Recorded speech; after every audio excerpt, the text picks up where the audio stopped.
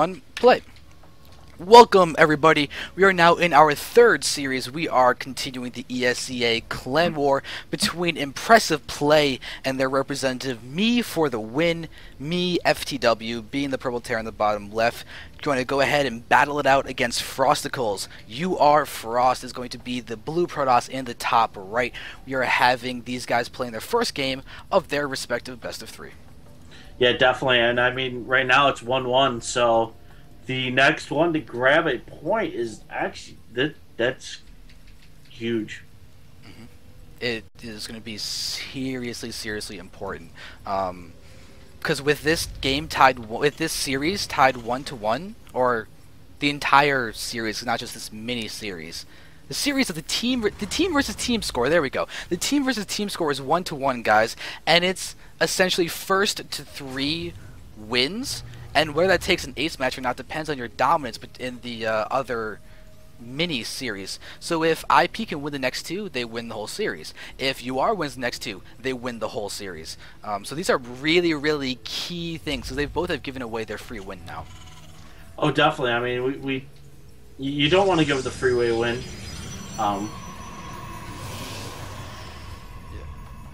So it's going to be really interesting to see what these guys are going to be going for, especially in contrast to the previous TVP that we just watched. I mean, Sethin and BZ played a really interesting series, and now we get to see if Frosticles and MeFTW can actually compare to that series. Yeah, no, definitely. I mean, I definitely do agree with you there.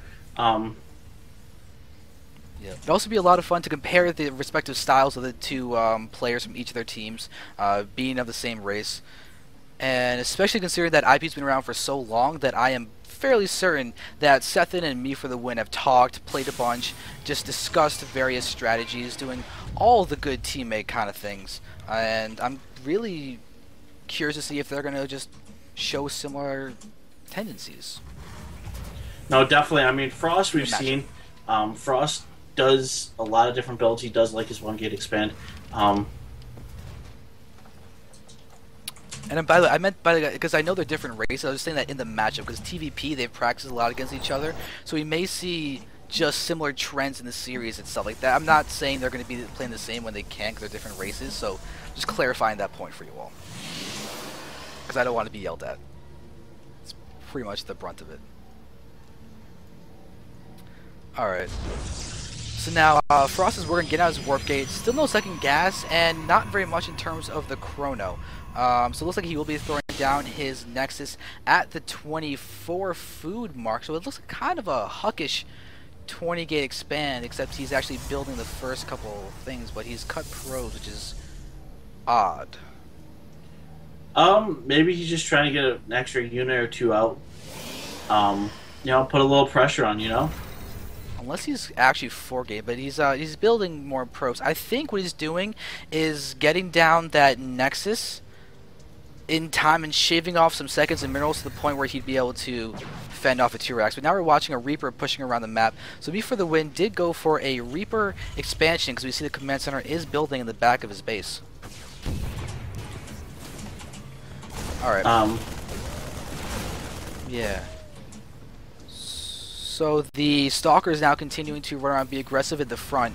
With the Zealot pushing around, he's got to be careful, because that Reaper will decimate that Zealot very quickly, because their extra damage against light units. It's actually a really significant damage difference. It does literally over twice what he does against normal things.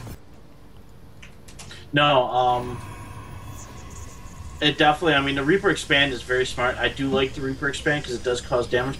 But against Protoss, it's a little shaky, because Stalkers kind of put the kibosh on that.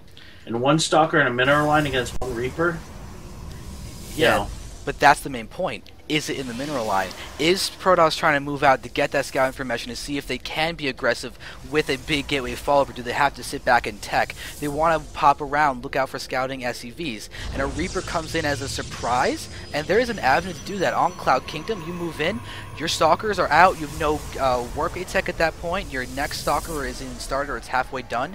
You've got a guaranteed, what, 5 probe losses that you're going to be taking, if not more. You have to be forced to engage with your probes. It can, as a surprise factor, decimate a Protoss. And we've all seen those games where the player is just not quite ready for it, and he's like waiting for the warp gate to move him, and has to wait for his gateway to warp into the warp gate. But the scouting is great, and then you just lose a good portion of your mineral line. And it's one of those frustrating things that can happen to any toss. Or really just anybody. Everything okay over there? Yeah, sorry. No, I'm just taking care of a little team business. So you might have to solo it for a second. Alright, cool. I'll solo. Alright, so now with Frost having these sentries out, he should be able to defend against pretty much any bio pressure at this point, because he does have that one force field wide choke from these little rocks that are helping him out the early game. But with Me for the Win going for that faster expansion, it's unlikely he'll have enough to do a big attack if he wants the tech. But that's the big if. He can go for like a massive 5 racks kind of push that would catch that would pretty much catch Frost completely off guard. But with him going for tech, it's not exactly a worry. And Frost, if you look at his vision, there's no observer yet across the map. He's slowly getting across, so he doesn't have quite the idea of what Me for the Win will be teching for. But when he comes in, sees the gas, sees the tech, and that it's only 3 racks, he should be thinking that his biggest worry is going to be from drops and the starport that is going to be coming out with 2 medevacs shortly. Another big worry then is the 2 medevac push with the 3 racks of units can be quite strong against Frost, especially because his robotics bay would not be done in time to get out Colossus to defend that push. He's actually not getting out any immortals or anything else really. He's kind of just going to be relying on the sentries, and he may go ahead and pressure the front right now. This is a risky move, especially if Me for the Win has... Oh, he took out the observer. That's a big loss for Frost. He's now lost his high ground vision, his presence of into this, basically seen everything that Me for the Win could be doing. But with this moving along, it looks like Me for the Win will be able to just sit back and kind of just defend until Frost decides to push up, because there's... No, if you notice the other big thing, dude, Me for the Win's got a ton of bio there. Yeah, there's no real, like, medevac, just 1 right now. But really, it's Stim, and he just had Frost had a lot of flashlights. So... Yeah. It's a pressure, it's not a real attack, it's a little tiny poke. The force fields would be able to let him retreat, but if he decides to commit to any kind of attack, that would be the game right there. Me for the Win would stim, move in, snipe off the sentries, no more force fields, just concussive shells any of those remaining units to death, and all of a sudden counter push wins, because as you can see, the concussive shells has been researched. I mean, that would just destroy the Stalkers and all those big units. But Frost is right now trying to work on getting out his Colossi count and his solid defensive mid-game. He may go for a push after he gets out. No, I definitely do agree. I mean, once you really need the sweet number of Colossus at this point. You're looking at like 2 or you want 3 or 4 really. And Frost is his observer is alive, but notice his observer count is literally just 1.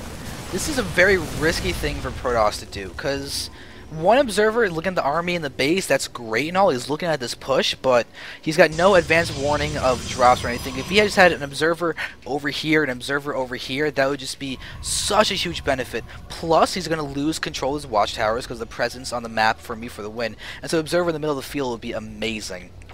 But he's definitely, I do agree with you there. Looks like Me for the Win's going to want to push up, and I mean, he's got a pretty healthy force here. A lot of Marauders and whatnot, so... Yeah, this is a strong force. Luckily, though, there's no upgrades out for them yet. If you look at Frost, he's also had no upgrades, but he does have double Forge. He's chronoing them out, but they're not going to be done in time for this push. Me for the Win may not have his either, though, so this is going to be very, very interesting to watch as... we're seeing pressure in. Stim is going to be... Stim in positioning is going to be the deciding factor. If he gets force fielded, that's going to be bad. But he's got to drop inside the natural expansion, killing off all those probes. That's the main thing that he wants to do. He's going to move in, possibly force a cancel on the 3rd, but this drop is still managing to deal so much damage. Frost was able to pull off a couple of his probes and everything, but he is taking losses in every single angle. No, that definitely. I mean, a lot of probes were lost. And I mean, he lost a lot of other units. Unfortunately, this drop just doing a ton of damage, and he was kind of trying to defend, you know, the third that just comes up, and you know, this is what happens when you get with multi-pronged attacks, and Protoss just doesn't have the army quite yet, you know. Yeah. I mean, take a look at the damage that was done. 10 workers were killed. Frost, though, is still at 58. We had another attack, actually. Now MeFTW going to push in. He just sniped a ton of sentries and a big portion of Frost's just support for the Colossi. Because granted, he does have 2 Colossi out, but we've got Marauders galore over here. They can snipe them because there's just so little just to keep them away from the Colossi. Now Zealots that just get warped in are going to get picked off as well. This is looking rough. Mevac, though, with no units, is actually sitting behind the natural, though. Huh. I mean, Frost did send a bunch of those probes that were at his natural back into his main to keep them alive, but he's got to be so careful. He's walking on such thin ice at this point in the game, because MeFTW's third is now up, and he's going to be starting mining from that for a second, as well as expanding to a fourth. No. Frost is way behind. He's about, is it 33 food? About 30 food behind, I'd say. He really needs to get, you know, the Colossus count up. I really like to see Storm, since you're going against a... But does he have the economy to get Storm? That's the worry right now. Is he's got to try and balance getting down the Templar tech, because the Viking count is starting to increase for MeFTW. He has to balance that with not dying, which is one of the hardest things out there. No, I know, but I'm just saying, I mean, where he's facing right now, Storm would definitely be a great help. Yes. Yeah, that'd be so nice. But there's so many Marauders. His main choice of unit I would hope would be is actually going to be actually we're going to watch him defend against this drop as his army is pushing out to try and hit the army that's over there. Now we're going to watch as he's going to lose even more probes. He's getting hit hard. He's pulling back now, but on the mini-map you can see that there's another army moving in to attack that third once again. MeFTW has now forced all the probes to go to the third too, so that is seriously vulnerable. No sentries to go ahead and defend that. The drop has been pushed away. We're going to watch as this third is going to get sniped so quickly. Oh, so quickly. And MeFTW is getting hit hard. He's hitting hard. Frost is getting hit hard. Yeah, I was going to say, Frost is definitely getting hit hard. And, I mean, losing that third is absolutely huge, because now it's long-distance mining. And, I mean, Frost is, what, 50 food behind now? It is bad, and he's just now working on Charge. Charge also would be a unit that would be able to get him back into this, but without that tech already in place and without any kind of Archon he can build, it's going to be really rough. Because MeFTW is so Marauder heavy that Zealots are the unit you want. However, with that amount of guys there, we're actually going to be seeing that he's that it doesn't really matter. We're going to see actually we have a small attack down there that's going to get completely repulsed. But Frost, without any kind of Archon, Storm, or anything like that, these Marauders will be able to kite the Chargos forever anyway. So now is his last-ditch effort. He's got to get perfect force fields. He's got to get those Zealots in front to do a lot of damage if he wants to have a chance of taking this game. No, definitely. I mean, he's not even ahead on upgrades, which is not good. He's just finishing his 2-2 right now. Yeah. And, I mean, Temp Archives is done, so... No, I mean, but he's sitting here. What? That's not done over here. Oh. No, I said just about. Okay. Sorry. It's all good. But yeah, I hear what you're saying. This is looking very dangerous for Frost right now. He's pushing out. There are a lot of Vikings here. They actually don't have the ship weapons upgrade. It's only halfway done, but to be honest, MeFTW has just so much macro behind what he's doing. His fourth is now up with an orbital command there and everything. He's got 4 orbitals, but now we're going to see him starting to snipe off those Colossi. Oh, God. No, that's just so many Vikings. You can't... He doesn't have the Stalker count to really take care of it properly. Oh yeah, and now we're going to see the big push coming in. All of those Marauders are now attacking the third. The Vikings are continuing just to kill off the Colossi. No worries about them. And we're watching as we are just staring at the death of Frosticles. We're watching as MeFTW is forced to GG. And that is the game over there. And we're seeing that Frost is in a rough predicament, as is UR. No, this is not looking good for UR. I'd hate to see our first clan war go down